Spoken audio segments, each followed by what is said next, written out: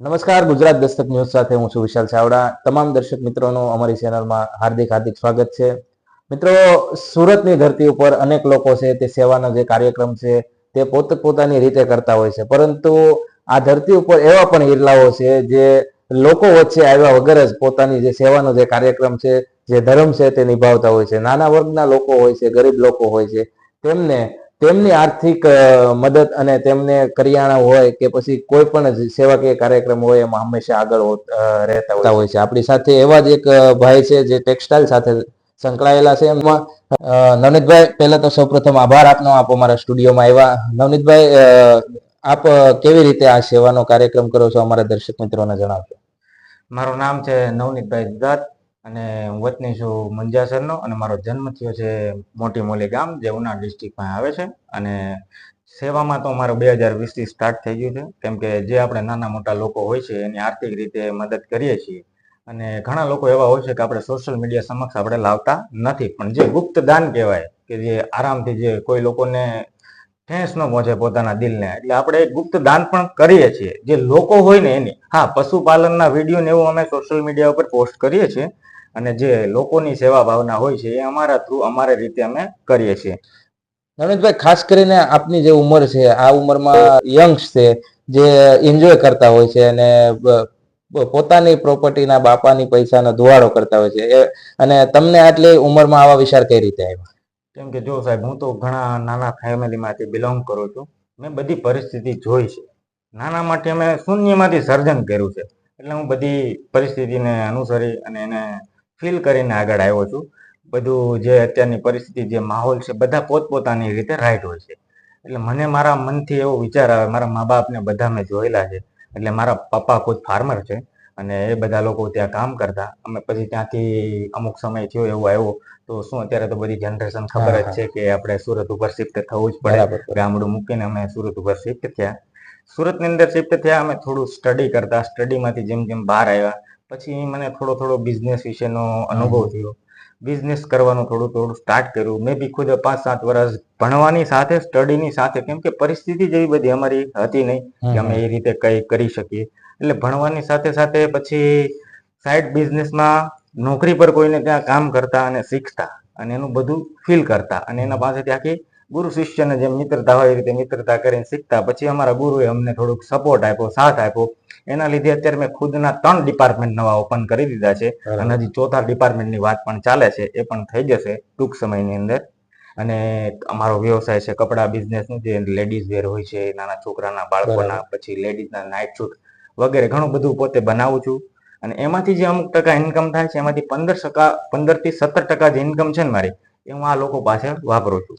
આ જે તમે સેવાનું જે કામ કરો છો, એમાં જે રકમ હોય છે તે પોતાની જ વાપરો છો? બસ બધી મારી પોતાની, કોઈની બીજાની નહીં. જે મારી આવક છે, જે મારી ઇન્કમ છે, એ જ હું વાપરું છું. અને બીજા નંબરમાં, આપણે અહીંયા તો શું લઈને આવ્યા હતા, શું લઈને જવાના છે, કેટલું તમે ભેગું કરવાના છો. કરોડો રૂપિયાની હોય કે અબજો રૂપિયાની પ્રોપર્ટી તમારી બધી અહીંયા જ પડી રહેવાની છે. તો આપણે 2 માણસને કામ આવીએ, કોઈની મદદ કરીએ, કોઈને વ્યવસ્થિત, કે જેની જરૂર છે, વ્યવસ્થિત જેને હકીકત જરૂર છે, એ લોકોને અમે પ્રોપર ગોતીએ. પહેલા તો મેન્ટેન કરીએ કે હકીકત એને જરૂર છે. જો એને જરૂર હોય તો એની તમામ સામગ્રી, કરિયાણું છે, કોઈ પણ હોય. પછી જે અમુક કોઈ પશુ પક્ષી હોય, જેમ કે પીડાતા હોય, તો એને અમે કોઈ વ્યવસ્થિત સારવાર કરાવડાવીએ. કોઈ ટીમ હોય એવી તો ટીમ પાસે મોકલાવીએ, ઘણી બધી. અને હા, પછી ગૌશાળાની અંદર 1 મહિનો થાય એટલે 1 મહિનાની અંદર અમારે રેગ્યુલરી દર મંથે એક ખટારો, આખી નીણ છે, કોઈ શાકભાજી બકાલું છે, આખો ખટારો ભરીને અમે ત્યાં જવા જ દઈએ. અમારા પાસે ટાઈમ હોય કે ના હોય, કોઈ છોકરાઓને મોકલીએ અથવા તો સીધું ડાયરેક્ટ ત્યાં જ ઠલવરાવી દઈએ. પછી તમે જે આ કાર્ય કરો છો, એમાં લોકોના પણ કેવા રિવ્યુ આવે છે? તમારી સાથે રહેતા હોય એ લોકો છે તે ઘણી વાર એવું પણ બનતું હોય છે કે જ્યારે તમારે આ કાર્ય કરવા જતા હોય છે ત્યારે અમુક લોકો હોય છે તે ના પણ કહી દેતા હોય છે. ત્યારે કેવી પરિસ્થિતિ સર્જાતી ના હોય ના, છે? આમાં અમુક લોકો તો ના, તો જેમ કે સેવાભાવી કાર્ય હોય એટલે કોઈ પણ ના આપણને કહેવાનું નથી. અને હા, પોતપોતાની, કેમ કે રકમ આપણે યુઝ કરે, કોઈની પાસેથી લેતા નથી, એટલે આપણને સેવા અને સહયોગ આપે. બધાની પરિસ્થિતિ, મેજોરિટી અલગ અલગ હોય છે. આપણે આપણું જ વાપરવાનું છે, તો આપણને સેવા માટે લોકો આપણને ઉલટાના સપોર્ટ કરે છે કે ભાઈ તમારે જ્યારે પણ જરૂર હોય ત્યારે મને કહેજો, હું સમય આપીશ. અને અત્યારના સમયની અંદર જ પેલા સમયદાન એ બહુ મોટું દાન છે. બરાબર. સમય કાઢવો ને એ જ અગત્યની વાત છે. સમય કાઢીને આપણા પાસે આવે છે કે હા એવું નથી. ઘણા લોકો આપણને સામેથી કહે છે ભાઈ હું એટલે આપીશ, તું આમ કર તેમ કર. નહીં, આપણે જે લોકો હોય છે એની પણ મદદ કરવા જઈએ છીએ. આપણે કોઈનું લેતા નથી. આપણે ડાયરેક્ટ જ આપણી જે ઇન્કમ હોય છે એમાંથી જ આપણે 15-17% જે વાપરવાની હોય છે આપણે વાપરીએ છીએ. શું કહેશો આ ઉદ્યોગપતિઓ હોય છે જે બિઝનેસ ચલાવતા હોય છે એમને શું કહેશો? ના ના, એ લોકો તો એના રીતે રાઈટ હોય છે, પણ એ લોકોને જે બને શકે એટલું કરવું જોઈએ. એ લોકો એની રીતે આ કરતા હોય, સોશિયલ મીડિયામાં ખબર પણ ન હોય આપણને. હા, એ બધા લોકો પોતપોતાની રીતે કરતા હોય છે. મારું એવું છે, હું જે પશુપાલન હોય છે, નાના નાના માણસો હોય છે, જેમ કે મનુષ્ય હોય છે, એને આપણે સોશિયલ મીડિયા ઉપર આપણા મેજોરિટી ઉપર ના લવાય. કેમ કે એ લોકોને પોસ્ટ કરીએ બધા બરાબર સારું ના લાગે. હા, અમુક એવી વસ્તુ હોય, કોઈ જે પાત્ર હોય, જે લાવવું પડતું, જે દેખાડવું પડતું હોય, એ લોકોને અવશ્યથી લાવવું પડે, જેથી જન જાગૃતતા મળે. આપણે જેવું કરીએ છીએ એવું એક બે લોકો કરે.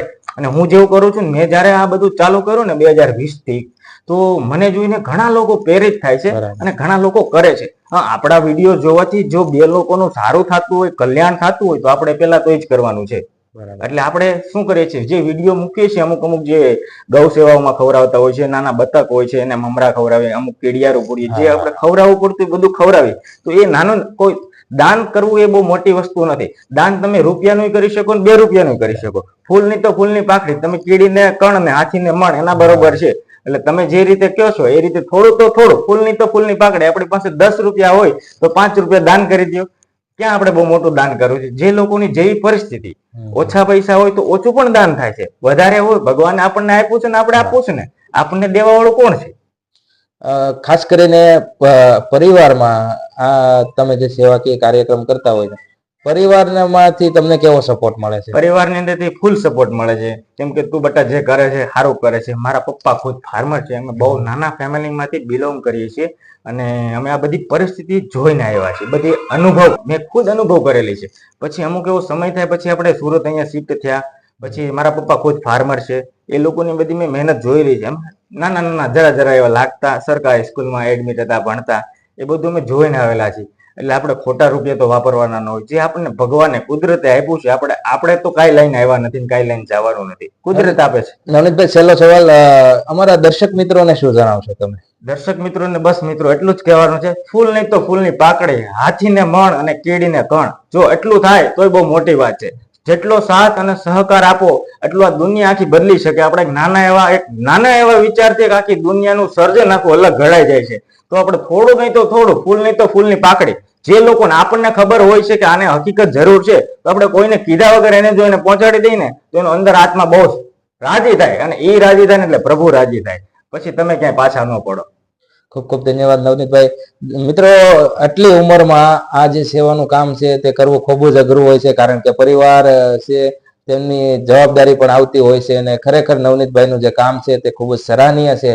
કારણ કે જો સેવા તો અનેક લોકો કરતા હોય છે, પરંતુ એમની પાસે અઢળક સંપત્તિઓ પણ હોય છે. ત્યારે ખૂબ એટલો મોટો બિઝનેસ પણ નથી કહેવાય, નાનો બિઝનેસ છે, 4 શોપો ચલાવે છે, છતાં એમના જે પ્રોફિટ છે તેમાંથી સેવાનું કામ કરે છે. તો ખરેખર ધન્યવાદને પાત્ર છે નવનીતભાઈ. મિત્રોને તમામને જણાવવાનું કે અમારી ચેનલ સબસ્ક્રાઇબ ન કરી હોય તો સબસ્ક્રાઇબ કરજો, લાઈક કરજો, શેર કરજો. ધન્યવાદ.